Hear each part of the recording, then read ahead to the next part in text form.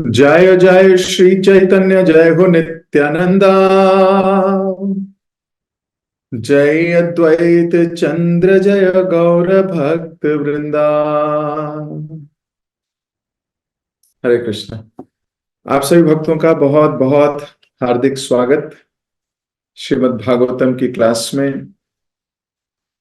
हम लोग चौथा स्कंद श्रीमद् भागवतम पढ़ रहे हैं और 24वां अध्याय हमने शुरू किया है, जिसका शीर्षक है शिवजी द्वारा स्तुति। तो शिवजी ने स्तुति की। अभी आगे कथा शुरू हो जाएगी प्रचेतास की। तो हम मंगलाचरण पढ़ के आज की क्लास को आरंभ करते हैं। ओम नमो भगवते वासुदेवाय। ओम नमो भगवते वासुदेवाय। ओम नमो भगवते वासुदेवाय। ओम अज्ञानतिमिरान्धस्य ज्ञानञ्जनशलाकया चक्षुरुन्मीलितं येन तस्मै श्रीगुरुवे नमः। श्रीचैतन्यमनोभीष्टं स्थापितं येन भूतले स्वयं रूप कदा मह्यं ददाति स्वपदान्तिकम्। वन्देऽहं श्रीगुरु श्रीयुतपदकमलं श्रीगुरून् वैष्णवांश्च श्रीरूपं साग्रजातं सहगण रघुनाथान्वितं तं सजीवम् सावधैतं सावधूतं परिजन सहितं कृष्ण चैतन्य देवं श्री राधा कृष्ण पादान सहगण ललिता श्री विशाखान्वितांश्च। हे कृष्ण करुणा सिंधु दीनबंधु जगतपते गोपेश गोपिका कांता राधा कांता नमोस्तुते। तप्त कांचन गौरांगी राधे वृंदावनेश्वरी वृषभानुसुते देवी प्रणमामि हरिप्रिये। वाञ्छाकल्पतरुभ्यश्च कृपा सिन्धुभ्य एव च पतितानां पावनेभ्यो वैष्णवेभ्यो नमो नमः। जय श्री कृष्ण चैतन्य प्रभु नित्यानंद श्री अद्वैत गदाधर श्रीवासदि गौर भक्त वृंद। हरे कृष्ण कृष्ण कृष्ण हरे हरे, हरे राम राम राम हरे हरे। हरे कृष्ण। तो एक बार फिर से आप सभी भक्तों का श्रीमद् भागवतम की क्लास में बहुत बहुत हार्दिक स्वागत। कल की क्लास में हमने पढ़ा महाराज बर्हषित, जो आगे जाके प्राचीन बरही के नाम से विख्यात हुए थे, उनको परम देवता ब्रह्मा जी ने समुद्र की कन्या शतधृति के साथ विवाह करने का आदेश दिया था। कहा गया था वो बड़े सुंदर थे और वो समुद्र की कन्या भी बड़ी खूबसूरत थी। मैं अभी स्क्रीन शेयर कर रहा हूं आप सबके साथ, ताकि सब लोग मिलके आराम से भागवतम का आनंद ले सकें। कल हम यहां तक पहुंचे थे कि जब वह अग्नि के सामने फेरे लेने वाले थे तो अग्निदेव ही मोहित हो गए थे। जब ऐसी सुंदर कन्या को अग्निदेव ने अपने समक्ष देखा तो अग्निदेव भी माया से मोहित हो गए।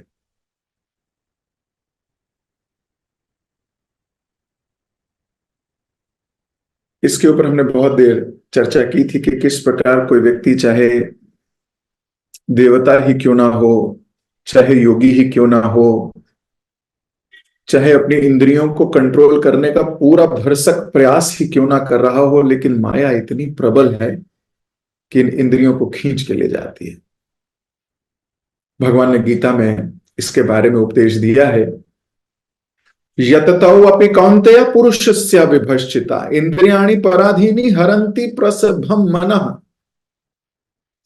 Senses are so strong and impetuous that they can carry away the mind of a person who is endeavoring to control it.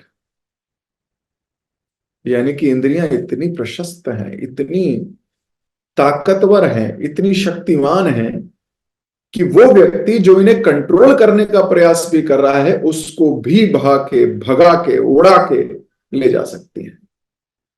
ये इंद्रियां बहुत प्रबल है।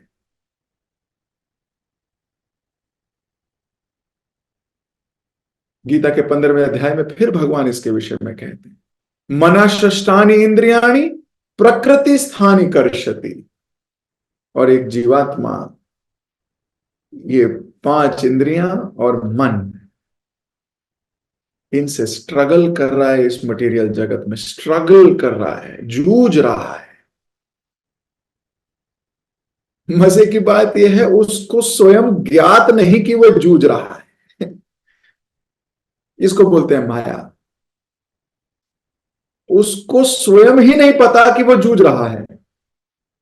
उसको स्वयं ही नहीं पता कि दावानल लगी हुई है। उसको स्वयं ही नहीं पता कि वह मर रहा है तिल तिल करके। उसको स्वयं ही नहीं पता कि हर सूर्य उदय और सूर्य अस्त के साथ वो एक दिन मृत्यु के करीब हो रहा है।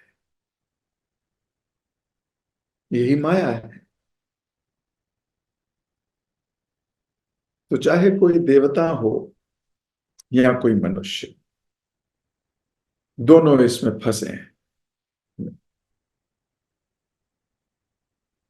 जब शतद्रुति का इस तरह विवाह हो रहा था तो असुर, गंधर्व लोक के वासी, बड़े बड़े साधु एवं सिद्ध लोग, पृथ्वी लोक तथा नाग लोक के वासी सभी परम विद्वान होते हुए भी उसके नुपुरों की झनकार से मोहित हो रहे थे। तो एक व्यक्ति नहीं है, सारे के सारे मोहित हुए हुए हैं। और केवल नुपुर की झनकार से, हम पढ़ते हैं शास्त्र में, विश्वामित्र मुनि का भी इसी प्रकार अपनी तपस्या में लीन थे। कई हजार साल से तपस्या कर रहे थे। ना कान को कोई जगह दी थी, ना नाक को, ना आंख को, ना जीभ को, ना त्वचा को। कोई इंद्र तृप्ति का और शोर नहीं है। तपस्वी हैं, सोच के बैठे हैं तपस्या करूंगा। सोच के बैठे हैं कि इंद्रियों द्वारा भगाया नहीं जाऊंगा। सोच के बैठे हैं परम परमेश्वर को प्रसन्न करके रहूंगा। सोच के बैठे हैं, डिटर्मिनेशन के साथ बैठे हैं। और केवल बैठे नहीं है, कितने समय से बैठे हैं। लेकिन ऐसे बैठने से, तपस्या करने से, कठोरतम तप कर रहे हैं लेकिन अकेले हैं। यहां प्रॉब्लम हो गई। अगर कोई भक्त साथ होता, अगर किसी परम वैष्णव का संग भी लिया होता तो वो भक्त रोक लेता। वो भक्त बोलता, विश्वामित्र प्रभु, इस वक्त माया आपको हर रही है, मत मानना इसकी बात, मत जाना इस रास्ते पे, ये रास्ता खतरनाक है। लेकिन आप पाओगे शास्त्र में अनेकों अनेक उदाहरण हैं उन तपस्वियों के जो अकेले तपस्या कर रहे थे, भक्तों का संग नहीं था। और जहां भक्तों का संग नहीं होगा वहां भक्ति सुगम नहीं, बहुत दुर्गम हो जाएगी। वहां बहुत कष्ट, बहुत मेहनत के बाद भी गिरने के चांसेस डबल, ट्रिपल, क्वाड्रपल हो जाएंगे। शौबरी मुनि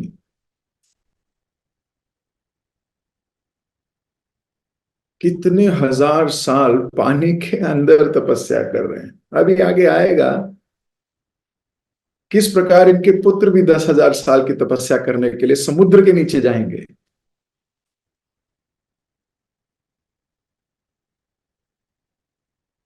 तो केवल विश्वामित्र को घुंघरू की आवाज आई, केवल घुंघरू की आवाज, और तपस्या करने बैठे थे कई सालों से।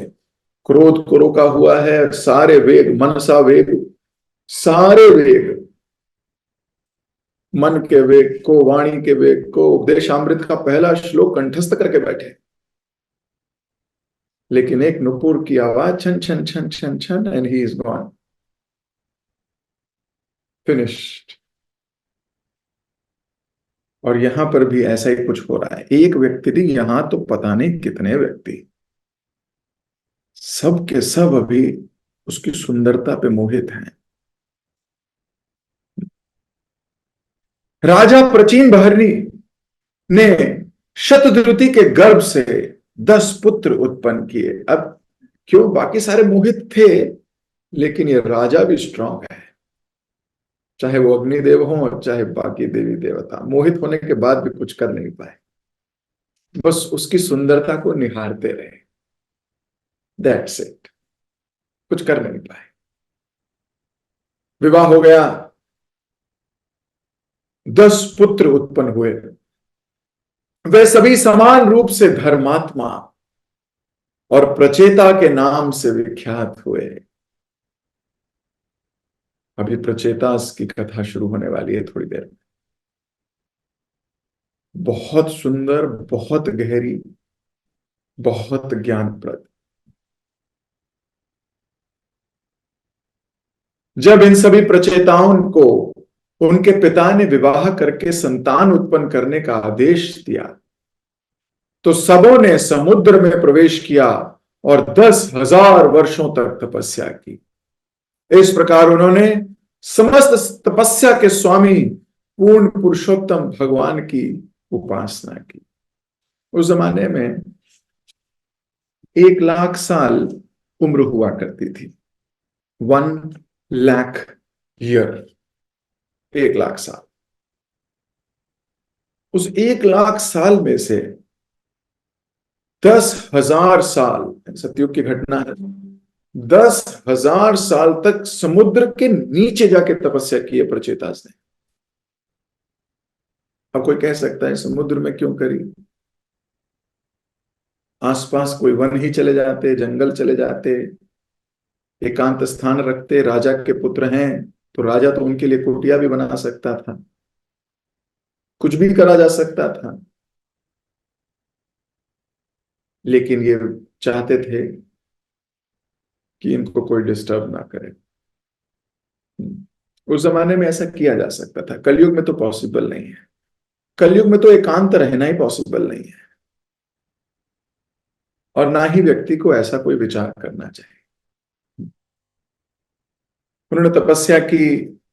पुराने जमाने में आपने सुना होगा, लोग हिमालय चले जाते थे, इधर उधर तपस्या करने जाते थे ताकि शोरगुल ना हो, इत्यादि इत्यादि। लेकिन अब तो कोई ऐसा स्थान रहा ही नहीं,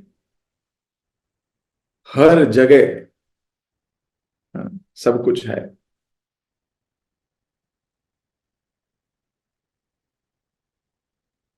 अब आगे पढ़ते हैं। जब प्राचीन बरही के सभी पुत्रों ने तपस्या करने के उद्देश्य से घर छोड़ दिया, तो उन्हें शिव जी मिले। अभी ध्यान से सुनिए। जिन्होंने अत्यंत कृपा करके उन्हें परम सत्य के विषय में उपदेश दिया। प्राचीन बरही ने प्राचीन बरही के सभी पुत्रों ने उनके उपदेशों को अत्यंत सावधानी तथा मनोयोग से जपते तथा पूजा करते हुए उनके विषय में ध्यान किया। अब जब ये घर से निकले हैं और सोच रहे हैं समुद्र के नीचे जाना है तपस्या करने के लिए, तो शिवजी मिल गए उनको। प्रभुपाद जी इसके परपट में लिख रहे हैं, जगत गुरु शिल प्रभुपाद की जय। यह स्पष्ट है कि तपस्या करने के लिए या किसी भी प्रकार की भक्ति के लिए गुरु द्वारा पद प्रदर्शक की आवश्यकता पड़ती है। ये सत्य है, ये स्पष्ट है। अगर आपको आज खाली छोड़ दिया जाए, कोई है ही नहीं बताने वाला कि करना क्या है, तो क्या हम अपने परम लक्ष्य तक पहुंच पाएंगे? नहीं पहुंच पाएंगे। इस संसार में अनेक अनेक लोग हैं, अनेक अनेक मार्ग। अगर अपने मन से भक्ति करेंगे तो मन लोक पहुंचेंगे हैं। मन लोक यानी नरक। मन से अगर कोई करने लगे बिना किसी की गाइडेंस में, तो अधिकतम चांसेस है कि वह अपने जीवन को परफेक्ट नहीं कर पाएगा, नहीं कर पाएगा। इसलिए कहा गया, स्पष्ट कहा गया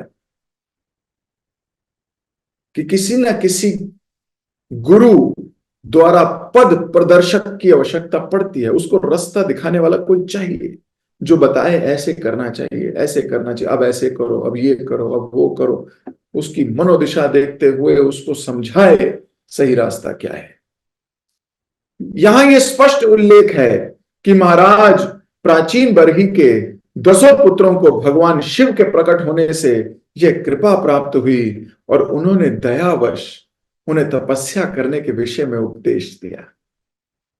वास्तव में भगवान शिव उन 10 के गुरु हो गए और बदले में उनके शिष्यों ने उनके उपदेशों को इतनी गंभीरता से ग्रहण किया कि मात्र उन पर ध्यान करने से वे सिद्ध हो सके। कितनी खूबसूरत बात है।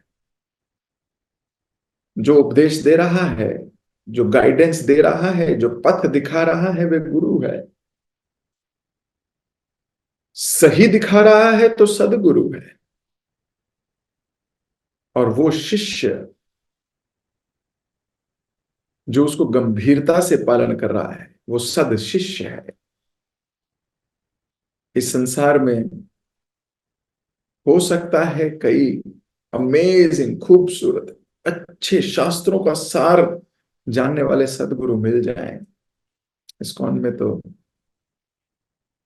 करुणा की नदियां बह रही हैं।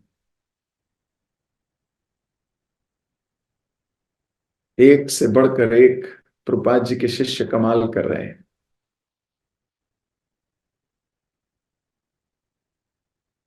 तो हो सकता है सदगुरु तो मिल जाए, लेकिन सद शिष्य, ये बहुत इंपॉर्टेंट है। तो हमारा फोकस ये होना चाहिए कि हम कैसे सद शिष्य बन सके, और यहां उसका सीक्रेट बताया गया। सद शिष्य वो है जो गुरु पथ दिखाए, पथ प्रदर्शक जो किया है उन्होंने, जो बताया है उन्होंने मार्ग, उसको गंभीरता से सुने। ये सबसे बड़ी गुरु दक्षिणा है। आप गुरु का ऋण तो उतार नहीं सकते, कभी भी नहीं। एक बार किसी ने प्रभुपाद जी से पूछा, प्रभुपाद जी हम आपका ऋण कैसे उतार पाएंगे? प्रभुपाद जी ने कहा, आप मेरा ऋण कभी भी नहीं उतार पाओगे, कभी भी नहीं। लेकिन गुरु की आज्ञा का पालन करने से, गुरु की आज्ञा को गंभीरता से लेने से आप उस मूड में स्थित हो जाओगे। ऋण तो नहीं उतारा जा सकता, लेकिन आप जीवन भर ऋणी तो रहोगे, लेकिन उस ऋण का भार हल्का हो जाएगा। इसलिए हर वो व्यक्ति जो अपने को शिष्य मानता है, उसको अपने गुरु की बात, उसको अपने पद प्रदर्शक की बात बहुत गंभीरता से लेनी चाहिए, बड़ी गंभीरता से। तो गुरु का जो दक्षिणा है, वो सबसे अच्छी दक्षिणा तो यही है कि उनकी कथनी को करनी में, खुद करनी में कन्वर्ट किया जाए। वो तो कहेंगे, वो तो बताएंगे, वो तो मार्ग दिखाएंगे। उस मार्ग पे दृढ़ता से, पूरी क्षमता से उसका अनुगमन करना चाहिए। प्रभुपाद जी लिख रहे हैं, यही सफलता का रहस्य है। तो हर वो व्यक्ति जो सफल होना चाहता है, वो इसको गांठ बांध ले आज। शास्त्र वाणी है, प्रभुपाद जी की वाणी है, कभी गलत हो नहीं सकती। दीक्षा ग्रहण करके तथा गुरु से आदेश प्राप्त करके शिष्य को बिना हिचक गुरु के उपदेशों या आदेशों के विषय में ध्यान करना चाहिए, और अपने आप को किसी अन्य वस्तु से विचलित नहीं होने देना चाहिए। श्रील विश्वनाथ चक्रवर्ती ठाकुर का भी यही मत है जिन्होंने भगवत गीता के एक श्लोक व्यवसात्मिका बुद्धिर एकह कुरु नंदना की व्याख्या करते हुए इंगित किया है कि शिष्य के लिए गुरु का आदेश ही जीवन धार है। शिष्य भगवान के धाम जा रहा है या नहीं, इसकी परवाह ना करके उसका पहला कर्तव्य है गुरु के आदेश का पालन करे। लो, क्लीन बोल्ड हो गए। भगवत धाम जा रहा है कि नहीं, इसकी भी चिंता नहीं करनी चाहिए शिष्य को। उसको तो सिर्फ ये चिंता करनी चाहिए कि वह आदेश का पालन कर रहा है या नहीं।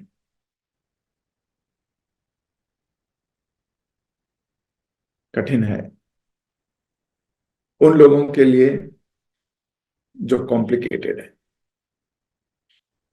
सरल है उन लोगों के लिए जो सिंपल है, जिनका हृदय सिंपल है।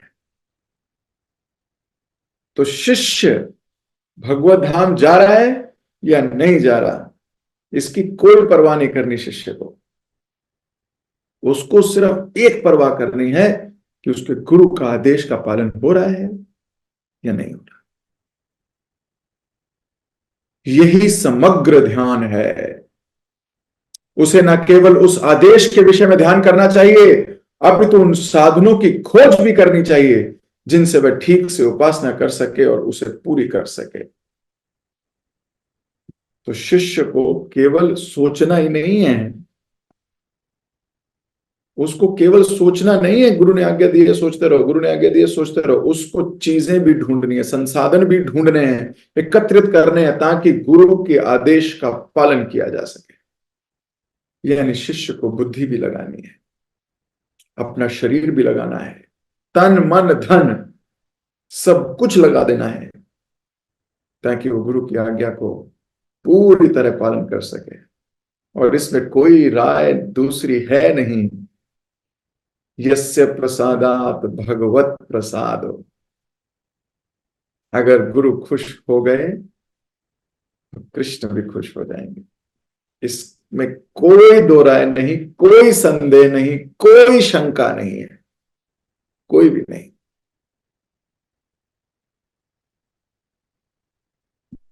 आगे लिख रहे हैं, विदुर ने मैत्री से पूछा, हे ब्राह्मण, प्रचेतागण रास्ते में शिव जी से क्यों मिले?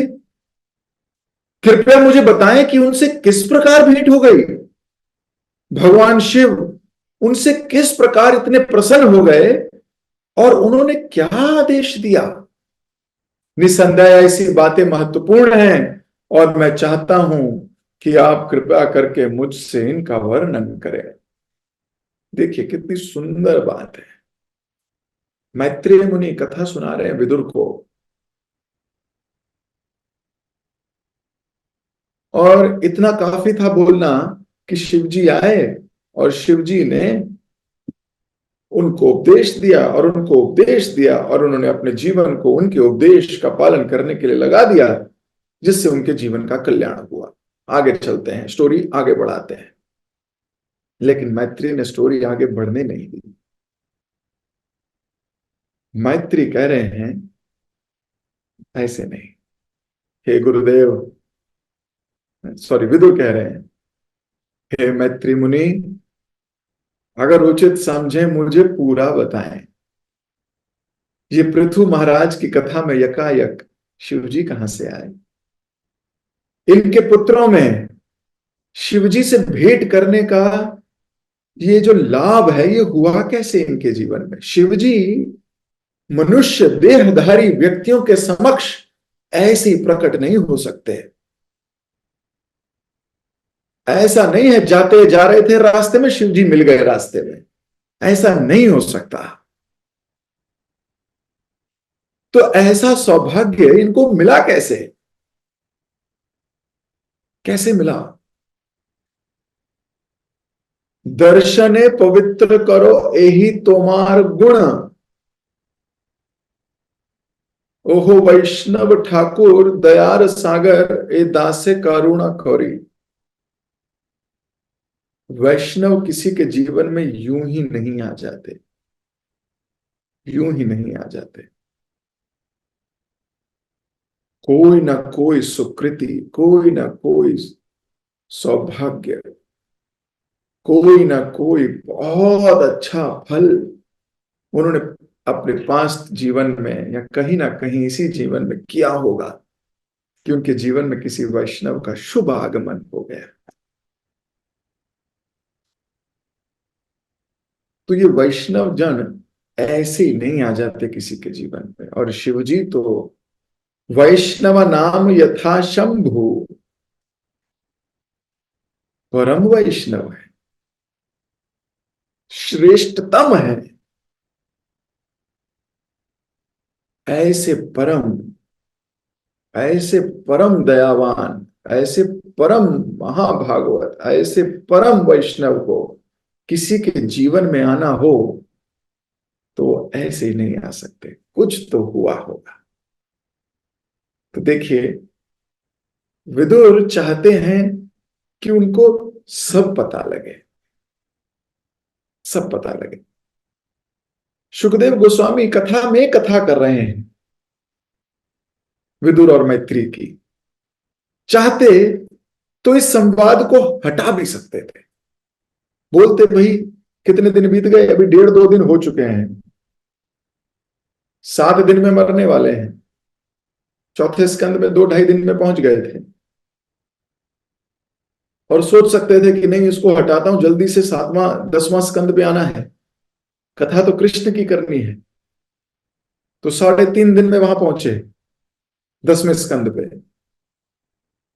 तो अभी 2 दिन हो गए, जल्दी जल्दी पहुंचना है, तो शॉर्ट भी कर सकते थे, लेकिन नहीं, वो भी संवाद कर रहे हैं जो विदुर और मैत्री कर रहे हैं।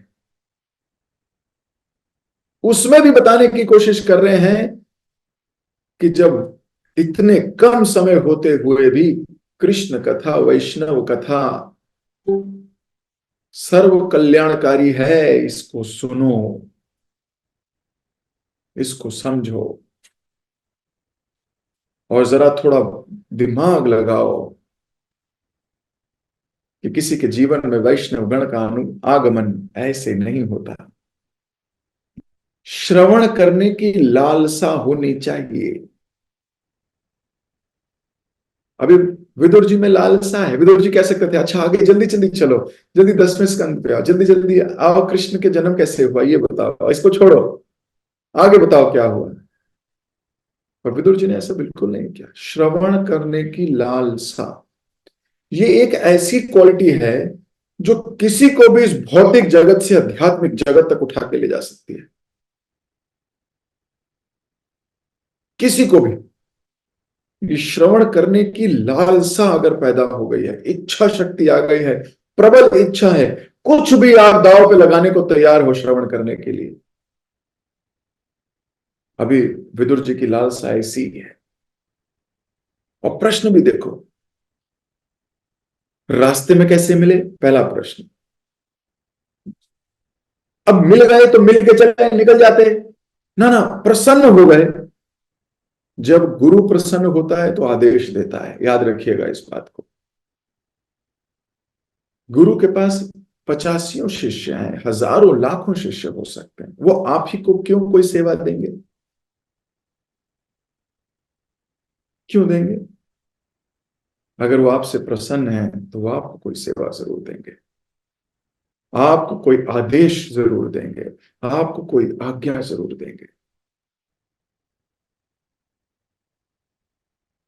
तो पहले तो रास्ते में क्यों मिले, दूसरा प्रसन्न, दूसरा है उनको आदेश दिया। अब आदेश तो तभी दिया होगा जब प्रसन्न हुए होंगे, तो प्रसन्न कैसे हो गए? अब बोले मैं ये जानना चाहता हूं, ये बड़ी महत्वपूर्ण बात है मेरे लिए कि शिव जी प्रसन्न कैसे हो गए हमारे प्रचेता से। विदुर ने आगे कहा, हे ब्राह्मण श्रेष्ठ, देहधारियों के लिए शिवजी के साथ साक्षात संपर्क कर पाना अत्यंत कठिन है। बड़े बड़े ऋषि भी, जिन्हें भौतिक आसक्ति से कोई लेन देन नहीं है, उनका समागम पाने के लिए ही ध्यान में लीन रहने के बावजूद भी उनका संसर्ग प्राप्त नहीं कर पाते। इतने बड़े बड़े ऋषि जिनका भौतिकता से कोई लेना देना नहीं है, वे भी उनके साथ संपर्क नहीं बिठा पाते, उनसे साक्षात नहीं हो पाते, फिर वो कैसे मिले? शिव जी जो अत्यंत शक्तिशाली देवता हैं और वे आत्मा राम हैं, जिनका नाम भगवान विष्णु के बाद आता है। यद्यपि उन्हें इस भौतिक जगत में किसी वस्तु की कोई आकांक्षा नहीं है, किंतु वे संसारी लोगों के कल्याण कार्य में सदैव व्यस्त रहते हैं और अपनी घोर शक्तियों तथा देवी काली तथा देवी दुर्गा के साथ रहते हैं। तो श्रेष्ठ ऐसे शिव जी तो अत्यंत शक्तिशाली हैं, जो किसी से आसक्त नहीं है। वो कैसे आ गए? इस बात पे चर्चा हो रही है, इस बात पे प्रश्न पूछा जा रहा है। तो विदुर जी मैत्री के सामने ये अपना प्रश्न विनम्रता से रख देते हैं। मैत्री मुनि आगे कहते हैं, हे विदुर, अपनी साधु प्रकृति के कारण प्राचीन बही के सभी पुत्रों ने अपने पिता के वचनों को शिरोधार्य किया और पिता की आज्ञा पूरी करने के उद्देश्य से वे पश्चिम दिशा की ओर चले गए। तो यहां बोला गया कि जो प्रचेताज हैं वे अपने पिता के बड़े आज्ञाकारी हैं। पिता की आज्ञा को सर धारण कर वचनों को, जो पिता ने वचन कहे हैं उनको शिरोधार्य कर, सर पे रखकर, मतलब और कुछ नहीं, सिर्फ यही है, और उनकी आज्ञा को पूरा करने के लिए पश्चिम दिशा की ओर गए। चलते चलते प्रचेताज ने एक विशाल जलाशय देखा, जो समुद्र के समान विशाल दिखता था। इसका जल इतना शांत था मानो किसी महापुरुष का मन हो, और इसके जलचर इतने बड़े जलाशय के संरक्षण में होकर अत्यंत शांत तथा प्रसन्न प्रतीत हो रहे थे। कितनी खूबसूरत बात कही यहां पर कि जलाशय इतना शांत है जैसे साधु का मन। क्या बात है! हम तो कहते हैं मन हमेशा अशांत रहता है, लेकिन शास्त्र हमें बार बार धकेलते हैं उस ओर कि वो साधु है जिसका मन कभी विचलित नहीं होता, शांत। वो शांत इसलिए है क्योंकि उसने कृष्ण के चरणार विंद को कस के पकड़ा है, कस के पकड़ा है। जिसने कस के पकड़ा है वो शांति रहता है, और जो ढीला है, संकोची है, डाउट में है, संदेह में है, वो कभी शांत नहीं हो सकता। भगवान ने गीता में कहा, ज्ञात्वा माम शांति मृयच्छति। बिना उनको जाने शांति मिल ही नहीं सकती, मिल ही नहीं सकती। आप इतने जितने कितने पितने टितने कुछ भी कह लो, कोई भी प्रयास कर लो, एंड में केवल अशांति प्राप्त होने वाली है। भगवान गलत हो नहीं सकते। कोई ये नहीं कह सकता मैं भगवान को मानता हूं लेकिन भगवान की बात नहीं मानता। अगर वो भगवान की बात नहीं मानता तो वह भगवान को भी नहीं मानता, अपराधी है।